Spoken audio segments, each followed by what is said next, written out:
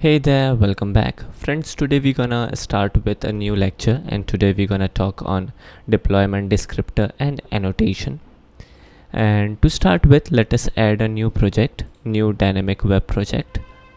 And we will give the project name as lecture 6 deployment descriptor annotation temp 1. And in here we will select the dynamic web module version 3.0, which is the default for this particular project, and let us click on next. In here we have this particular checkbox, generate web.xml deployment descriptor. If you are using a previous version of Eclipse, you may not get this particular option, and the Eclipse IDE will by default create a web.xml deployment descriptor. To start with, let us click on this option, generate web.xml deployment descriptor. Let's click on finish, and here we go. So the project is being created, and inside this project let us create one new servlet first. I will right click by highlighting Java resources, new servlet, and the package name would be like demo and the class name would be maybe test. Click next, and everything seems perfect. Let's click on finish. Here we go. And now, alright, there are a couple of issues in here, and the issue is because we haven't built our build path properly. So let us configure it quickly. I will add an external char, and the char is servlet API. We need to configure our build path if we are getting this error, and if you are not facing or not experiencing this kind of error to start with, then don't worry about this build path anymore.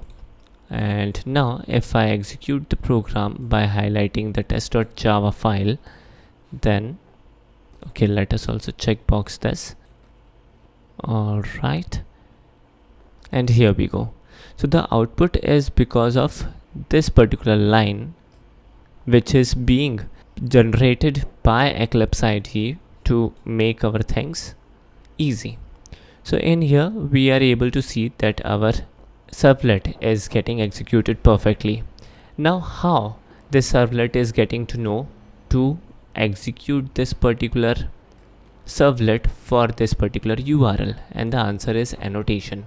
If I navigate to this particular file, which is inside demo package, then in here we have this annotation of a web servlet. For example, if I change this test to test, maybe test2, and save the program and navigate here and refresh the web page, I need to execute the program once again by restarting the server. Remember my decision and click OK. Then you would be noticing that the URL will change to test2. Here we go.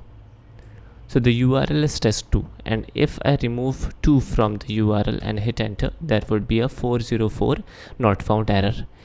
And the key is this particular annotation.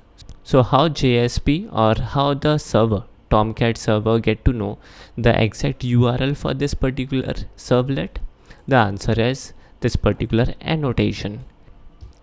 Now, as if now we are making use of web module version 3.0, which we have selected when we have added this new project, and the version of Tomcat is 9.0, which is latest at the time of recording. Now this annotation is being used in these latest version of Tomcat. Prior to web module 3.0, we used to use deployment descriptor for all these maintaining of links and all other stuff. So all the link and URL patterns would be handled by deployment descriptor and not the annotation. So let us check the deployment descriptor. Now in this particular project we can see that the first link is deployment descriptor. Let me show you this more clearly. Deployment descriptor lecture 6 deployment descriptor and annotation temp 1, which is the name of the project. Now if I open this particular deployment descriptor with text pad, then web.xml would be opened in front of us. In fact, this deployment descriptor is nothing but this particular file which is inside web.xml. Even I can show you this. So both the file are same. Let me close this and reopen this file. Things would be more cleaner. Alright. So this is the deployment descriptor for our project, and there is nothing special inside this. In fact, the only interesting thing which looks good in here, this is welcome file. So let us first talk about the welcome file, and then we would again talk about a module version prior to 3.0. Now, what is this welcome file? Now, welcome file means the default file which will be called when we will call the base URL. For example, if I hit enter by simply typing in the project name, then the base URL is got called and it will again status 404 because Tomcat doesn't know that which file to load, right? Now this base URL is what? For example, google.com is the base URL, and after google.com any URL or any parameter is the other part of the URL. Let me show you this. So if we check this particular URL in here, this particular part google.co.in is the base URL. So whenever we hit this base URL, a web page is being loaded by default, and that particular web page is this particular page. Now how the Tomcat server will know that which file to load, and the answer is web.xml, the deployment descriptor. So let me open the deployment descriptor. Now inside this deployment descriptor there are a couple of files which are listed, and among all these files no file is present in our project. For example, if I create a new HTML file by the name of index.html and click on finish, and inside this index.html I will simply type in welcome. So this page will become the welcome page, as the name of this particular file is being listed as a welcome file under deployment descriptor. Now if I go ahead and hit the refresh button, then it should load the welcome page, and obviously the welcome page got loaded. So this is how the deployment descriptor work. Now I will simply create a new project with the web module version 2.5 to show you how the deployment descriptor used to work before the module version 3.0. Now friends, this is important because many a time it so happens that when we deploy the web application in the server, the Tomcat version is not latest, and because of this inconsistency your web application will not work, and in that particular time you need to work on your deployment descriptor or on your annotation to get things started. So let us close this particular project and let us add a new project by right clicking on the project explorer space, dynamic web project, and the project name would be temp2, deployment descriptor and annotation temp2, and the dynamic web module version would be 2.5, means we are making use of older version of web module version. And let's click on next. Generate web.xml deployment descriptor is by default checked because we are making use of web module version 2.5. And now finally we will click on finish. Let us also close this particular web page. So this is the project which we have created with module version 2.5, and let us now create one new servlet file, and the name could be like package, and it would be like test, class name test. All right, here we go.